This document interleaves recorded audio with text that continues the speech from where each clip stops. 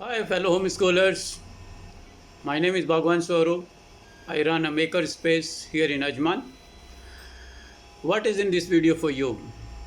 In this video, you might get an answer to your query, the persistent query that why the kids of today are not curious enough.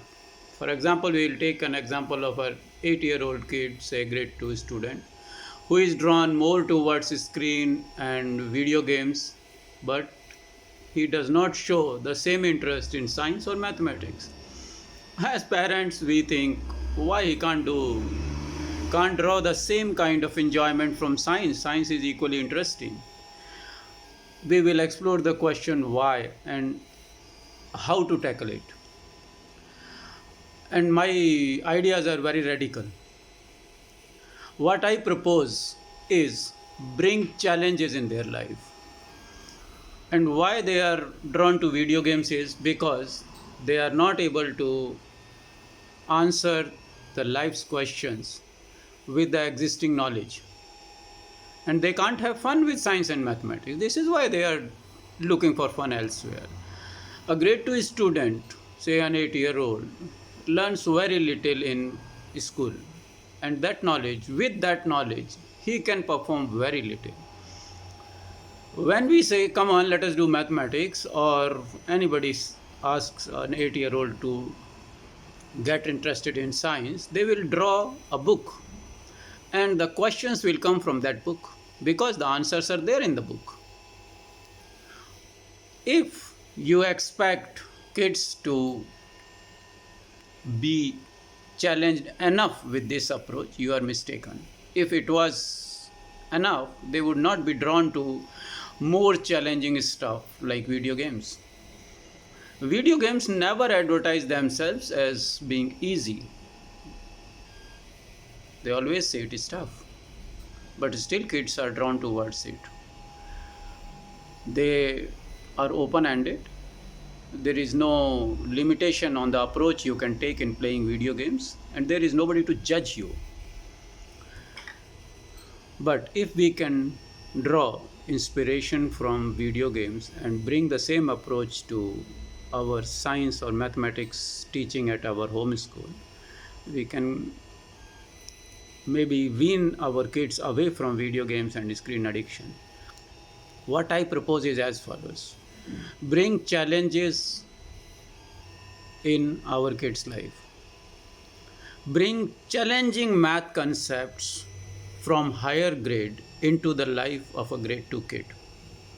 In the grade 2, whatever they are learning is not enough to answer their questions. This is why they only end up answering the questions in their book, but when they look around in their environment, they find many questions. But those questions cannot be answered or even appreciated with the knowledge that they have. Imagine yourself in a lawn tennis match where you don't know the rules. How are you supposed to have fun there? How you are supposed to know what the player is doing to each other? You don't know anything. You can't have fun. The same thing is happening with the grade 2 kid. He only knows addition, subtraction, and the basic arithmetic facts. With that, he cannot solve questions. When he looks around, he finds questions. And those questions cannot be answered with his existing knowledge. So what I propose and what I suggest is bring higher level mathematics into the kids of grade 2. Why should we bring? And how can we bring? They are already overloaded. What do you expect them? Work 10 hours a day? No, this is not what I am proposing. We are homeschoolers. We have all control in our curriculum. What I propose is look for questions, encourage kids to look for questions outside the books. Outside the book means the room in which you are sitting, on the road you are traveling, on the pavement you are walking. These are full of questions. It will serve two purposes. One, it will make the kids curious, it will bring their curiosity back. And once they are curious is something, we as parents have to grow. We have to learn more in order to answer their queries. We have to learn with our kids. Once we bring higher level math concepts into their lives, they are able to answer questions of their life. Some draw is happening in Lulu from where you bought something. Now it is a probability. Why the kid has to wait till grade 10 to appreciate probability? I am not telling to teach them the nitty-gritties of probability, just the concept. Once they know the concept of probability, they can start appreciating it. Maybe you can make some models like this model. It can introduce probability to even a grade 1 kid. Take them to Sharjah Museum. There is a big model for this there.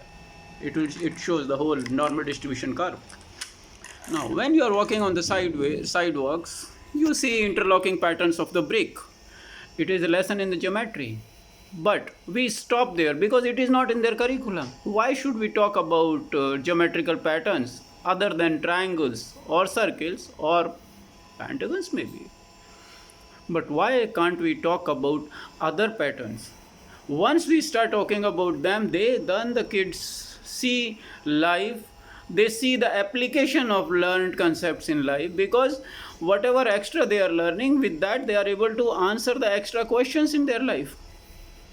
When we talk about algebra, why a grade 1 kid or grade 2 kid cannot appreciate algebra? I insist they can do it. But the problem is we don't start early. We wait for algebraic equations to start appearing in their textbooks, then we talk about it. But algebra is a beautiful thing. Algebra can solve a lot of engineering questions, life questions. Now, how do you start algebra with a grade 2 kid? Of course you can. This is an equation of y is equal to x. Y is equal to x. Your algebra is started today. You already know it. So, you are in. Imagine how big that boy would feel, grade 2 boy, that he is doing algebra of grade 6. Now start looking for applications of these concepts. First bring the concepts into their life and then start looking for applications of these concepts. Solid geometry, probability, math paradoxes, math stories, life of mathematicians, math days, Pi day, Pythagoras day, Fibonacci day. All these, there are so many ways to get kids interested in mathematics. Once they are interested, their current curriculum, their existing books are useless. A grade 2 kid should throw the books out. They should learn more than what they know. They should learn more than what the syllabus says. They have to go grab some concept from grade 6 in order to answer the question that he has today. We don't have to tell them, okay, come, I will teach you grade 6 algebra today. No. We have to create situations. When we come across situation, start appreciating the situation and get some lesson out of it. Okay, it is not an unschooling approach. Fine. I'm fine with that. But when you look at your eyes, you are looking at a tennis game being played, but there is nothing in your mind. How can you appreciate that game? How can you appreciate what is going on between these two players?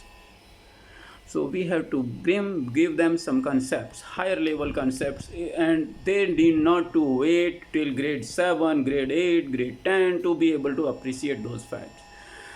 Using those tools, they would be able to solve their problems, their questions now. Once they get rewarded that they looked for a question, the question got answered, they themselves answered the question with some extra efforts, with some extra knowledge they garnered, then they would start looking for more questions. Otherwise the questions would be killed and they would go in a place where there are no questions.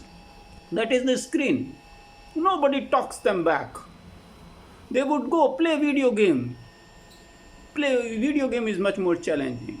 It is in their control. Now this is what is happening. Books are in their control. Grade 2 arithmetic book is in their control. The questions are there in the book, the answers are there in the book.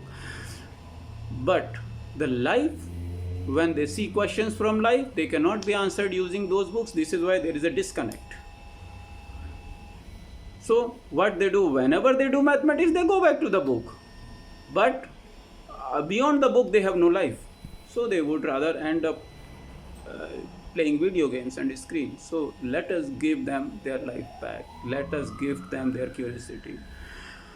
We should bring higher level mathematical concepts. We learn ourselves first and we declutter it. We make it simplified and then introduce them. Permutation and combinations. It's a simple concept, but it is there in life, right?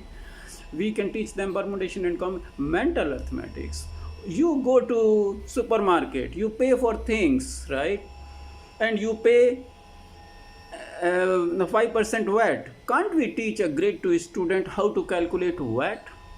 We can, but the problem is the percentage will come in grade 5. But the life is happening now. Life doesn't happen linearly like the syllabus grows. Life happens all around you.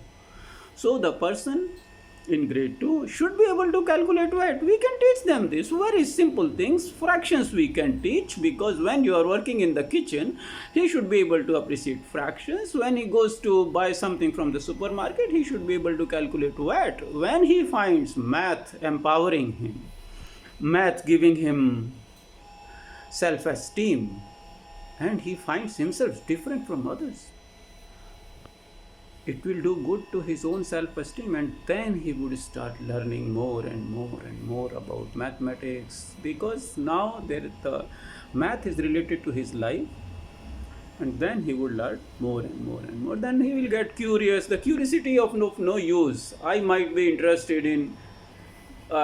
curious about a lawn tennis game, but I am not willing to learn about it. There is no fun, there is no use of that curiosity. When you are curious, you have to cultivate that curiosity, and you have to invest in that curiosity. So as a parents, it is our job to help our kids with higher level concepts, because the existing syllabus, the existing books cannot answer their life's current questions. This is why they are not curious. This is the gist of the matter. So in order to give them higher level of mathematical concepts or science concepts, we as a parents have to grow. We have to learn ourselves. If you can do it yourself, fine. Else, find a mentor. Find a mentor for your kid. And because you have made it this far, I would like to offer you a free class. I run curiosity classes for mathematics and science. I offer you a Zoom class.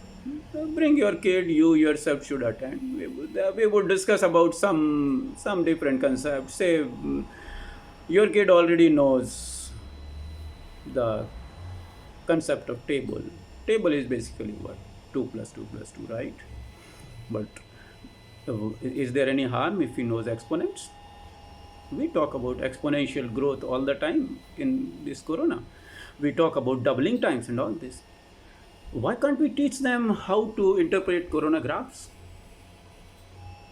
We can teach them the probability using corona situation. We can teach them exponents. So something like this we will discuss in our class. One thing is for sure, it will not be from syllabus. It will not be from grade 2. It might be from college level mathematics, or grade 10 level, or grade 2 level, or grade 5 level, anything, but it will be related to life. This is the promise.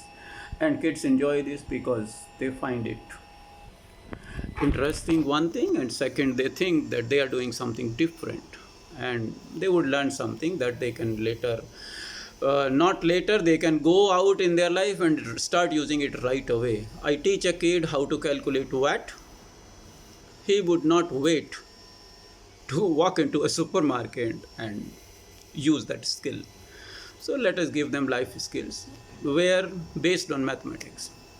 Once they are done with mathematics, science will follow, no problem at all. Once they know basic algebraic calculations, they can calculate distance, time of arrival, expected time of arrival, destination, the distance to destination, tire pressure. They have a bike. Why don't we teach them? Let us see how once we take a revolution of a wheel, how much it travels. The circumference lesson there.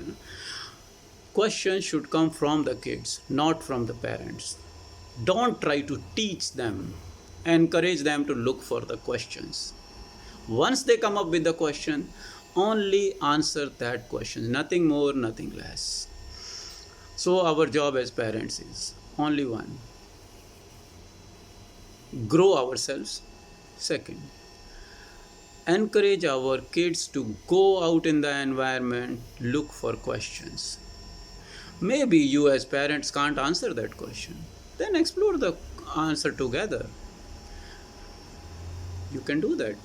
But we have to get kids curious enough so that they start looking for questions. Once they start looking for questions, you will find yourself that those questions of a grade 2 kid cannot be answered with existing curriculum. When the existing curriculum cannot teach them this, then why not go grab some concept from higher grade and teach them? That's the opportunity.